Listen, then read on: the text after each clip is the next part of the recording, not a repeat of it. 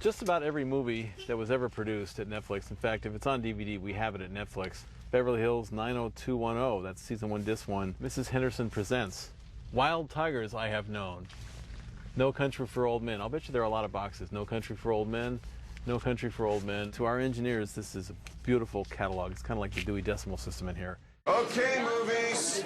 Since Netflix has made it so easy for people to find the right movies, you're all going out today. Netflix users can choose from classics and new releases to TV shows and get the details on over 90,000 titles. Even search for children's movies based on age. That's you, Pinocchio. Yeah. No late fees ever, so some of you may be out for quite a while.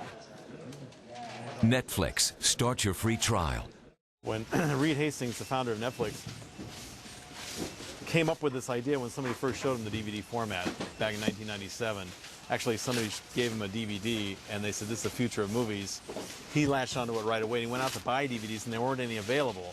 So he went and bought a bunch of CDs, about 12, 15 CDs, and put them in first-class mail envelopes, put a stamp on them, and mailed them to himself. And when they all came back in great playable condition, he knew he was onto something. Netflix changed the way Americans rent movies. Before Netflix, you had to drive to the video store with all that inconvenience where there was kind of lousy selection and poor service and punitive late fees. And Netflix changed all that. Netflix made as many DVDs that are available on DVD available to you to rent on a subscription basis. One low monthly fee, rent as many as you want. No late fees ever. Keep the movies as long as you like. You're on the Netflix website. It's all these tabs show up, and they're very simple. Browse DVDs, watch instantly, your queue, and some others, and you just go to the tab you want. Mine is Browse Instantly, or Watch Instant rather, so I'm going to see what's available now to watch instantly on the TV. And oh, this week, Netflix members are watching the Pink Panther Classic Cartoon Collection. Great stuff. When Netflix started the subscription business in 1999, we started with 3,900 titles available on DVD. Today there are more than 100,000 titles available on DVD. Of course, Netflix has grown in that time from about 200,000 members to more than 8.2 million members. And we have more than 100,000 titles on DVD and more than 12,000 movies and TV episodes to watch instantly on the TV and on the PC. So the company has grown, but the model has stayed the same. Log on to Netflix.com, put the movies in your queue, watch them in the order that you've received them. Are we there yet? I guess that's a good question your cameraman's asking. Are we there yet? We get lost in here. Netflix has more than 100 distribution points around the country. The bulk of those is distribution centers where we have the full service of return and shipping of DVDs. But we also have a handful of drop points where we collect DVDs in more outlying areas, more rural areas, and then we ship those DVDs from the drop point to the full service distribution center. And what our associates are doing is ripping open the envelope, removing the sleeve, removing the DVD from the sleeve, inspecting the DVD, cleaning it, and then putting them out for rental return. This is about 5 o'clock in the morning with associates, and we do this all across the country. The key to the Netflix service is the speed. That's why Netflix embarked on this very big program of nationwide distribution centers, including in Honolulu, Hawaii, and Anchorage, Alaska, Portland, Maine, Butte, Montana, a lot of smaller markets that normal shipping companies don't have centers in. Netflix does. Everything is highly automated at Netflix. It's a part of the beauty of the system. Everything has a UPC code. Every disc has its own UPC code. When we ship out 2 million on a typical day, that's a lot of discs for movies. What we're doing here is quality control. And you can see the disproportionate number of good quality DVDs with those that are either mismatched, cracked, or damaged. So this DVD came in, this is Entourage, Season 1, Disc 2, and it came in with a crack. You can see this crack right here.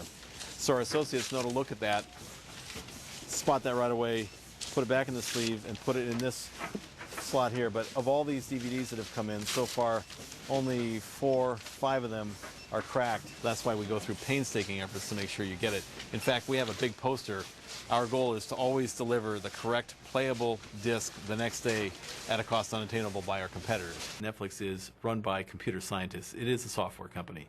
We have a system called collaborative filtering where we take all of the movie ratings. Netflix has more than 2 billion ratings from its members into a database, puts them into other ratings with other members, and links them. So if you love The Godfather and you gave it 5 stars, you might also love Carlito's Way, but you might also love Avalon. So what Netflix will do is say, did he love The Godfather because it's a crime movie, or did he love The Godfather because it was a movie about immigrants?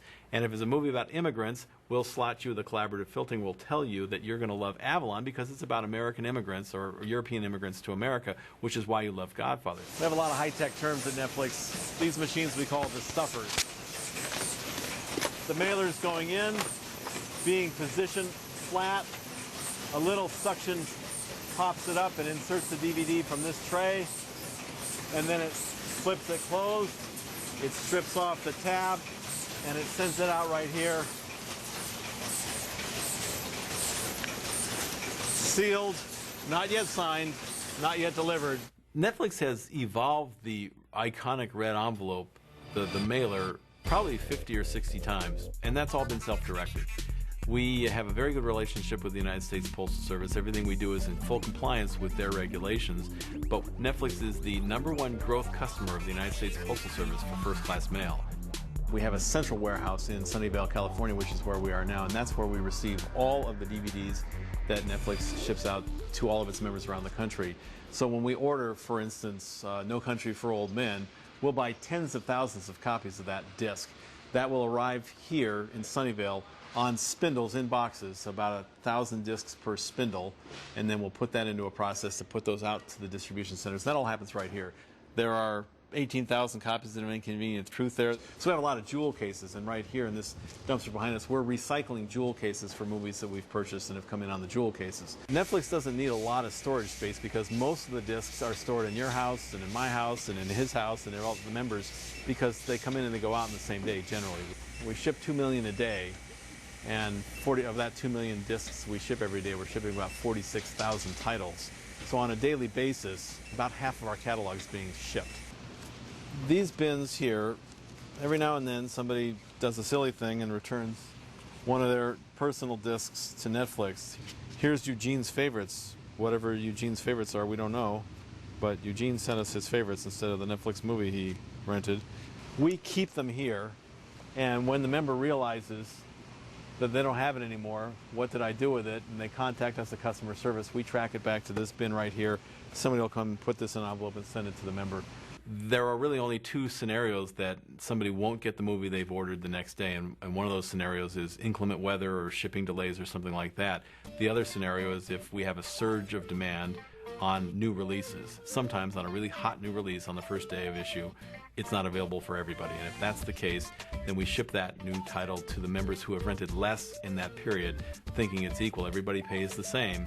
So if you've rented more and have more movies at home and have watched more in that period, we think it's fair that the people who have had less to watch get that new release. You'll get it eventually, but just maybe not the next day. Oh, we can play the preview of Bonnie and Clyde. You could do this for days. You could spend days on this without even watching a movie, just watching previews. So I just added that to my instant queue. Chris Anderson, the editor of Wired, wrote a book called The Long Tail and said the internet is going to be providing great content to people. It's the ubiquitous, it's the great equalizer of the internet. And Netflix, of course, trailed onto that and realized there's great content in movies that you can't get at video stores. The average video store has 3,000 to 5,000 titles. Almost all of them are new releases. More than 70% of what Netflix ships every day is not a new release, or what we call a catalog. Uncle Hector, I baked your favorite banana bread. I hate bananas. I want to watch a movie. Okay, let's watch a movie. An action flick. Musical. How about an awesome rad comedy? All right. Oh. If you think of Netflix as a 3-act play, we're in the very opening minutes of the second act. Act 1 was all DVD rental by mail. Act 3 will be all streaming over the internet, no DVDs at all. Right now we're in the early minutes of the second act. We have a bundled service, DVDs by mail, and streaming instantly to the TV and to the PC. So when you turn your TV on, the Netflix player by Roku comes on, your instant queue automatically shows up. These are movies that are available to you to watch right now on your instant queue, and we have more than 12,000 movies and TV episodes available to watch instantly, streamed right here to your TV, playback in as little as 30 seconds. There's no downloading, there's no storage, it's just going to come play right away. And this is Season 1 Diversity Day. This will be the first episode in Season 1, and we can march through this. And here we're watching, streamed over the internet, The Office, or any other 12,000 choices we have. So you'll see DVD rentals ubiquitous for another 15 to 20 years. And people say that seems like a long time and technology is so fast advancing and so on, but Don't forget, in 1997, everybody was talking about downloading movies to your wristwatch by 2005. And technology takes a while, consumer adoption of technology takes a while, and the Hollywood studios also are taking a little longer. They're studying this carefully. They don't want to have happen to them what happened in the music industry, where people were getting their music downloaded and the CDs were becoming less and less relevant.